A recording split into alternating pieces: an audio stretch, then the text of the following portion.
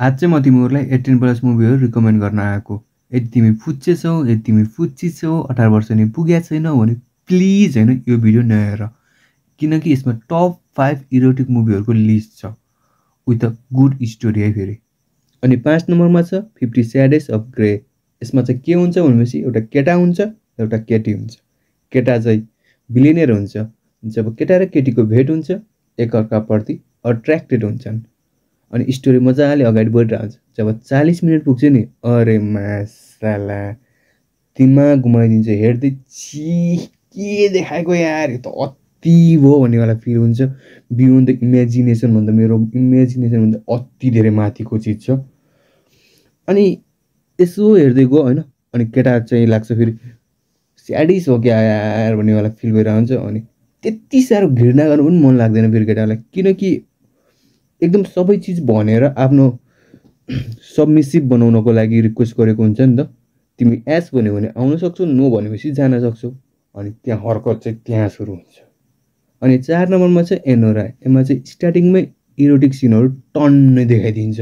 अनि स्टोरीमा चाहिँ के हुन्छ भनेपछि बाउ चाहिँ बिलिनियर हुन्छ, छोरा चाहिँ बाउको पैसामा मोज गर्ने, चिल गर्ने, अमेरिका गएर प्रोस्टिट्युटसँग मोज गरिरहेको हुन्छ। अनि अब त्यसलाई घर फर्किन मन हुँदैन, अनि त्यहाँ बस्नलाई चाहिँ ग्रिन कार्ड चाहियो। ग्रिन कार्ड चाहिनको लागि बिहे गर्नु पर्यो। अनि कोसँग बिहे गर्छ, त्यसपछि के हुन्छ भन्ने कुरा चाहिँ यो फिल्ममा राम्रोसँग देखाएको छ। अनि 3 नम्बरमा छ माई फल्ट। अरे बापरे, यो चाहिँ हाम्रो फ्यामिली फ्रेन्डली मुभी हो। यसमा चाहिँ दाइ र बहिनीको लभ स्टोरी देखाएको छ। आई मिन स्टेप ब्रदर र स्टेप सिस्टरको। बुझ्यो होला नि, फेरि बाबुआमासँग बसेर हेऱ्यो भने घरबाट निकालिदिएलान्। अनि 2 नम्बरमा छ नो हार्ड फिलिङ्स। यसमा चाहिँ के हुन्छ भनेपछि एउटा इन्ट्रोभर्ट केटा हुन्छ जो चाहिँ अब कलेज जाँदै हुन्छ, 19 वर्ष 18 वर्षको। अनि त्यसलाई एक्सट्रोभर्ट बनाउनको लागि चाहिँ अलिकति केही दुनियाँसँग चिन्नेला बुझेला बनाउनको लागि चाहिँ त्यसको बाउआमाले त्यसलाई एउटा केटी लिएर दिन्छन्। केटी फेरि 32 वर्ष कि 33 वर्षको हुन्छ। अनि त्यस्तो यस्तो सिनहरू छ, अति क्रेजी छ। 1 नम्बरको त ओहो हो फेयर प्ले, मेरो फेभरेट। अति दिमाग घुमाइदिएको थियो यार यो फिल्म हेरेपछि। Is fucking fucking fucking great के।